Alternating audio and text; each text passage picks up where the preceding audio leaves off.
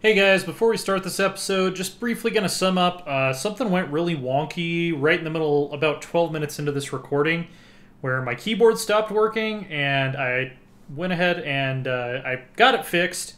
I tabbed out, I stopped the recording, but for some reason that segment I had recorded when my keyboard went wonky, it's now a 700 megabyte file that won't open in any program and cannot be converted to a different file format for some reason. So the date is there, but the video seems to be screwed. So this episode is actually going to start in about 12 minutes into the recording, and I start off by briefly going over what happened in the part that is screwed up and that you won't get to see now. Luckily, it wasn't anything terribly exciting, and this will allow you to jump basically right into the middle of war, which I know is what you mostly all come here to see anyway. So sorry about that. I'll see if maybe I can recover that video at some point later and post it just for completion's sake. But until then, enjoy EU4 Mandate of Heaven. Okay, my keyboard went super wonky. I'm glad I managed to pause it, because otherwise I would have been scrambling around to re-plug my keyboard in with the game running, which would not have been a good thing. Alright, we've got 100% blockade, so we actually can keep these ships mothballed. Not worried. Champa has declared war on the Khmer. Okay, that changes things a little bit. That means that I need to go occupy as much of their territory as I can before Champa gets to it. Particularly the provinces I want. I am going to put my vassals on siege focus. Siege.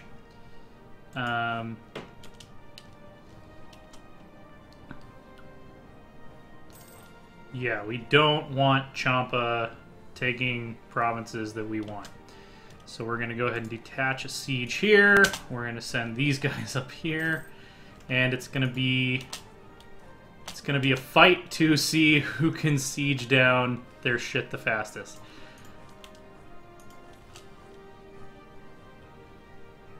Just going to try to establish sieges. I'm going to try to pee on everything that I can. Lawyers at odds. Siege of Pegu is over. Go to. Fantastic. You can now come help us siege shit so that Champa doesn't get it. Lawyers at odds. Lawyers placing bets on the outcome of a legal dispute is nothing uncommon in our lands. Make sure. Okay, I was just making sure the recording didn't get screwed up when I tabbed out to fix my keyboard. Or after fixing my keyboard, rather. Because my cursor is flashing now for some reason. Neither is certain a degree of friendly rivalry among the professionals in a courtroom. Once such a rivalry turns into actual anger and passion, then the integrity of our laws is at stake. It appears two lawyers, each representing powerful patrons, one a rich monastery and the other an aristocratic family of some influence, have turned a recent legal conflict about a sizable estate into a heated row. This is very unfortunate, and it now falls upon Eka to attempt to salvage the face of both sides in a fair way without compromising the integrity of our courts. I can demand a retrial, gain 10 karma, judge in favor of the monastery, lose 10 karma, monthly autonomy from slighted aristocrats, and pleased monastic order, -5 local development cost. Until 1491, not sure that we will hit the point where we're going to start developing provinces to gain colonialism by then. Judge in favor of the nobles, increased development cost, -2 autonomy change. Do we benefit right now from autonomy change? We would to some degree, yes. Not to a great degree, to some degree we would. We're at 22.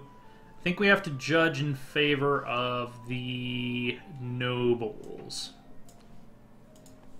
Don't really mind, because we're not going to be developing any provinces significantly for a little while here. I think that's the Pegu Navy. Yeah, as as far as they have one, that is the Pegu Navy.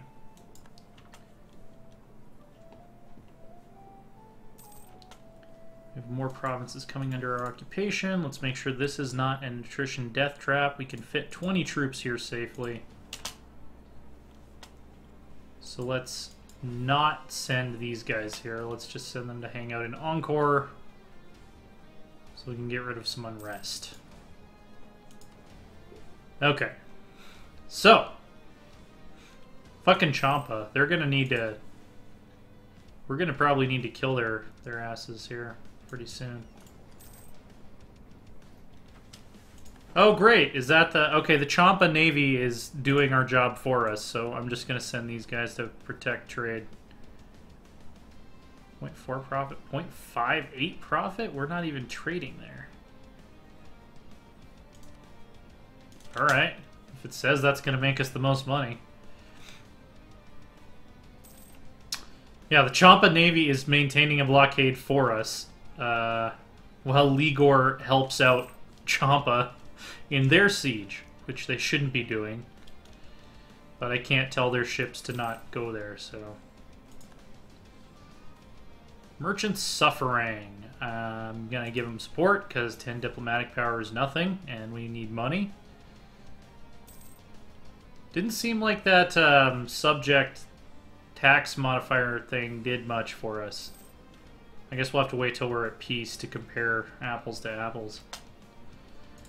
Oh hey, they took one province, which we can now fabricate a claim on, and now we can move in and siege this shit down. I'm going to take my subject focus off so that they will hopefully just go home and not... Ha ha ha, you guys want peace. Nope. Decided to change their demand to tribute. That's fine. We're gonna finish this war with like a shitload of manpower still in the bank too, which is just very nice. No, not an unconditional surrender. I always get these buttons. Okay, these buttons need to look different because I've accidentally clicked the wrong one before. All right. We have a claim on Phnom Penh for some reason. But basically we want to vassalize them. Oh, that's right. We can't vassalize them. War reparations. Give us a lot of money. And we'll take as much as we can, I suppose. Let's see. What are the development values of these provinces? 11, 11, 17, and this is farmland, so we probably want to take these two, even though I hate leaving this little border gore exclave up here. We'll do what's best for the empire. Oh wait, no, I want to negotiate with Khmer separately. There we go. War reparations. Give us this. Give us money.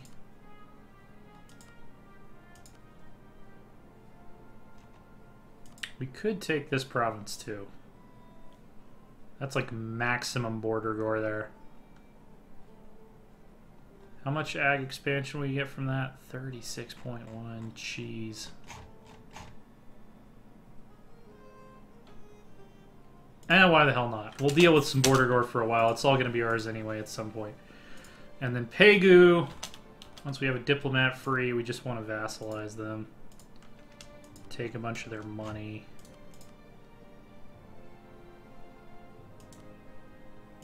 Revoke cores. Give up claims. End rivalry. We don't need to make amend either of those rivalries. Alright! Ayutthaya Conquest of Pegu has finished. We gained a shitload of aggressive expansion. Now we have some significant cores to make. And I think... One sec here. Okay, so it was at this point in the recording that I realized that the first, the first several minutes that I recorded got fucked up somehow. It says that it's a 700 megabyte file, but I can't convert it to anything that is readable, and it won't open in any video editing program. So all you guys kind of got to see was the end of the war, I think. So I'll go over what happened. We got our mill tech up. We built a couple of cannons, which were quite useful in that war.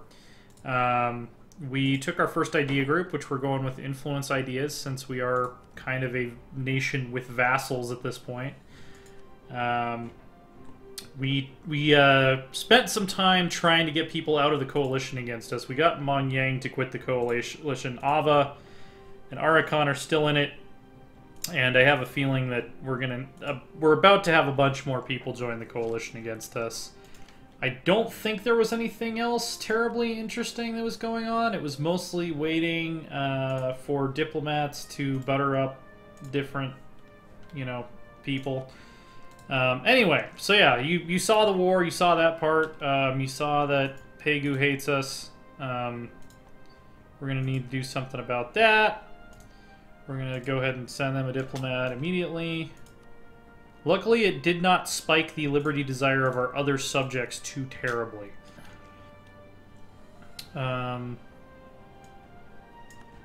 Okay, so Chagatai is sharing their maps. Political capital. Protection of a powerful empire is help to not only against enemies abroad in the military sense, it is also a firm and clear signal to the political groups of our kingdom. It tells them that our king is sanctioned by the Emperor of the Ming and lends some of his splendor to us. Gain 10 legitimacy, the nobles gain 10 loyalty, or gain 50 admin power, and the monastic orders gain. So I think we need legitimacy slightly more right now, even though we are trying to core provinces. And I'll go ahead and put it back on speed 5 since we're at peace. No warnings about more people joining the coalition against us yet, which seems like almost like a it's quiet, it's too quiet sort of situation. But we'll see how that goes. We're back trading. Oh yeah, we still have an exiled army here. Where are we facing the most unrest? Definitely Prekrusi and Udong. So Udong is over here. Let's send both of these guys to Udong, combine the armies, split it evenly in half. We're going to send half down here. They want 5 power from us now? It must be based on our total development or something. Like, the bigger we get, the more they ask for. So as you grow to be a more powerful empire, it becomes more and more enticing to say screw you to the Ming. That's kind of an interesting little thing. But yeah, we came out of that war smelling pretty sweet, honestly, is what it seems like. We don't have a giant coalition forming against us. We still have 2 nations in a coalition against us, but they both like us. And we got a new vassal. We got some more land from the Khmer, and we didn't really lose that much manpower. Growing city request privileges. The Merchants Guild of an increasingly important trading city have approached the king today asking to be granted privileges to be able to make the region thrive without the hindrance of many of our normal taxes. Should we provide them with these means to grow? They assure us that the economy of the area would quickly improve, resulting in more wealth for the state. Accept the petition. Merchant estate gains 15 loyalty. Mullimain comes under the protection of the merchants and they gain 2 base tax. Yes, definitely. I am quite okay with that. So now we have significant unrest in Phnom Penh, but that will go down somewhat once we clear all of our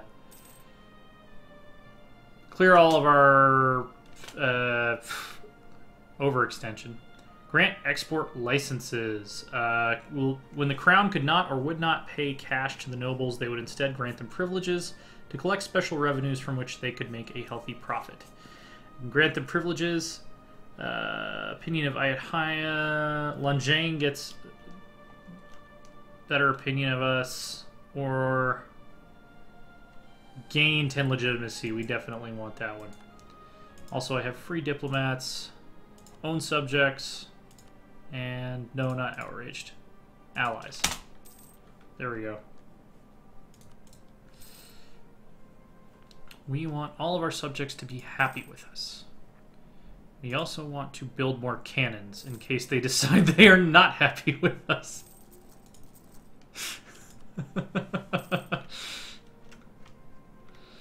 One hand giveth, one hand taketh away.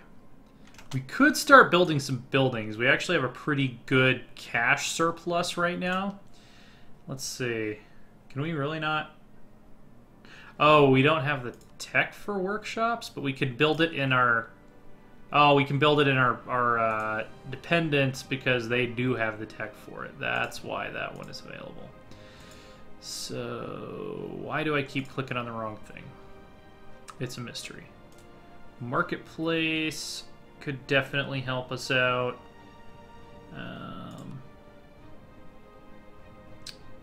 Temples. 0.43. Obviously, that's our most developed province. Is there anything else we need to be spending money on? We could hire another advisor. Like, we could hire an admin advisor, maybe, but...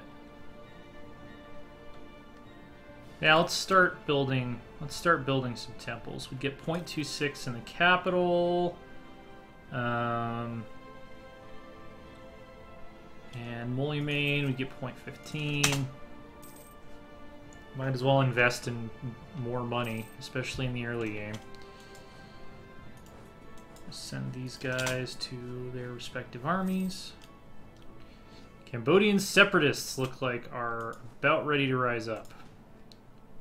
Royal marriage offer from Tongu. They are our vassals, so we will accept that.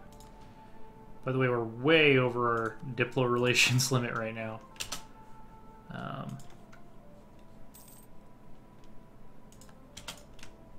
Does Champa want an alliance with us again?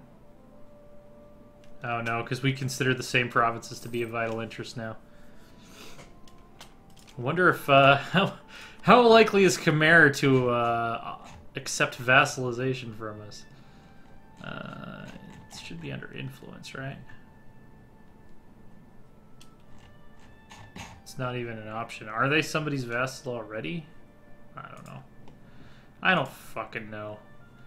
What about these guys that we were buttering up earlier?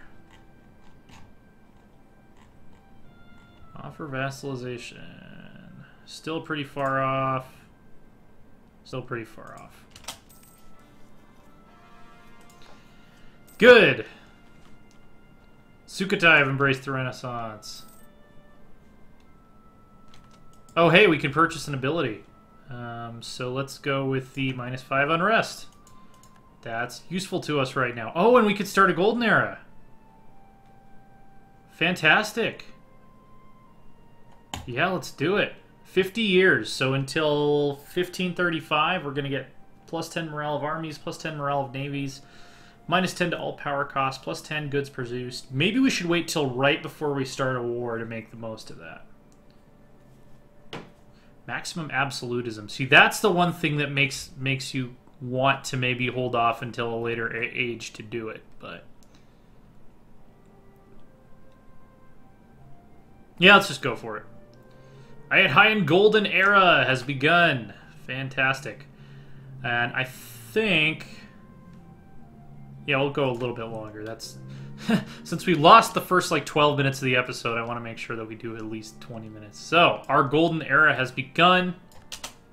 We're all happy. And just at the start of our Golden Era, we have a massive rebellion to deal with.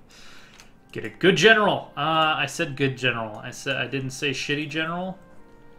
I actually wanted a good general was what I would have preferred. That's actually a shitty general is what you ended up giving me. So let's see. Let's put them on supportive. Let's make sure they arrive on the same day. 30th of June. 29th of June. So these guys need to wait for one day. I need to turn the speed down because we totally overshot it. So 2nd of July. 2, 3. 6th of July. Oh, that'll be fine. I don't care. Udong's now part of our patrimony. This could be dicey since we're fighting across a river, but we should win. Okay. So we've beaten the Cambodian separatists. That was really the only faction we were that worried about.